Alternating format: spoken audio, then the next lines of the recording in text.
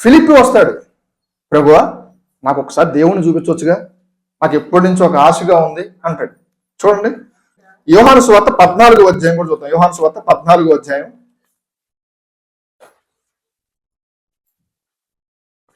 యోహాను సువార్త 14వ అధ్యాయం 9వ వచనం. తొందరగా నేను ముగించేయాలి. ఫిలిప్పు, ఇంతకాలం నేను మీ దగ్గర ఉండను, మీరు నన్ను ఎరుగవా? నన్ను చూస్తే తండ్రిని చూచినట్టే అని యేసు ప్రభు ఇక్కడ చెబుతున్నాడు. ఇంకొక మాట ఉంటుంది, నేను తండ్రి ఏకమై ఉన్నామని. యోహాను సువార్త 10వ అధ్యాయం 30వ వచనం. యోహాను సువార్త 10వ అధ్యాయం 30వ వచనం. యోహాను 10:30. నేను తండ్రిని ఏకమై ఉన్నాను. ఇంగ్లీష్ బైబిల్ ఒక్కసారి చదువుతారు ఈ వచనం.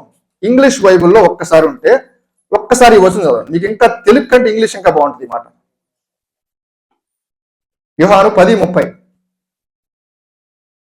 రాజా ఇంగ్లీష్ బైబిలేగా, చదువు. I and my father are one.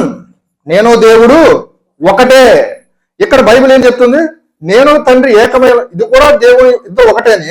ఇంకా ఇంగ్లీష్ బైబిల్ ఇంకా పర్ఫెక్ట్ గా చెప్తుంది. ఏమని? I and father are one. నేను దేవుడు ఒక్కటేనయ్యా బాబు, ఇన్ని రోజులు నీ పక్కన నువ్వు ఇంకా తండ్రిని అడుగుతున్నావేంటి అంటున్నాడు ఆయన. ఇప్పుడు నాకు ఇప్పుడు క్వశ్చన్, ఇప్పుడు యెహోవా అని యేసు ప్రభు ఎక్కడైనా బైబిల్లో ఉందా? చూడండి మళ్ళా యెషయా గ్రంథం 40వ అధ్యాయం 3వ వచనం. ఫాస్ట్ ఒక 5 minutes లో పూజ చేస్తాను. యెషయా గ్రంథం, ఇక వచ్చే వారం నాకు వద్దు. ఇంకా యెషయా గ్రంథం 40వ అధ్యాయం 3వ వచనం చదవండి. ఆలకించుడి, అడవిలో ఒకడు ప్రకటించున్నాడు, ఎట్లనగా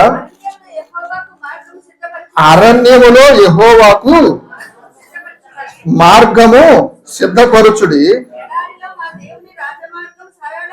ఇప్పుడు ఈ అడవిలో అడిచేవారు ఎవరి గురించి చెప్తున్నాడు ఇక్కడ? ఇది వెరీ గుడ్, బాప్తిస్మం ఇచ్చిన యోహాను గురించి. మలాకీలోకి రండి, ఈ వచనం గుర్తుపెట్టుకోండి, అక్కడే పెట్టుకోండి చెయ్యి. మలాకీలోకి రండి, మలాకీ 3:1. ఇదిగో మీకు ముందుగా మార్గము సిద్ధపరచుటకై నేను నా దూతను పంపుచున్నాను. ఇక్కడ ఎవరు చెప్తున్నారు? మరలా మలాకీలో యెహోవా దేవుడు చెప్తున్నాడు. ఎవరి గురించి చెప్తున్నాడు?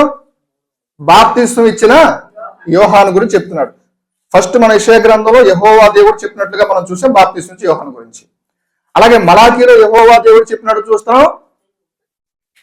బాప్తిస్మం ఇచ్చే యోహాను గురించి. ఇప్పుడు న్యూ టెస్టిమెంట్ లోకి రండి.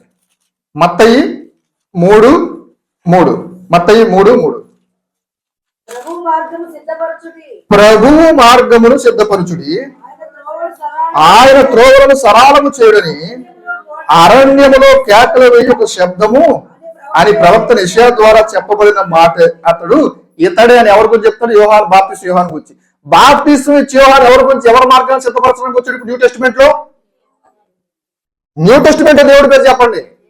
యేసు ప్రభు గురించి ఆయన మార్గాల్ని సిద్ధపరచడానికి వచ్చాడు. ఇదిగో లోక పాపం మోసుకొని పోయే గొర్రె పిల్లని చూపించి ఆయన మార్గాన్ని సిద్ధపరిచాడు. మరి అక్కడేమో రాస్తుంది? యెహోవా మార్గాన్ని సిద్ధపరచడానికి ఉంది. మరి ఇక్కడేంటి? యేసు ప్రభు మార్గాన్ని సిద్ధపరచమని ఉంది. ఇద్దరు ఒకటే. ఇంకొక మాట మీకు చూసాం, లూకాసు వార్త 1వ అధ్యాయం 16వ వచనం. లూకాసు వార్త 1వ అధ్యాయం 16వ వచనం. త్వరగా లూకాసు వార్త 1వ అధ్యాయం 16వ వచనం.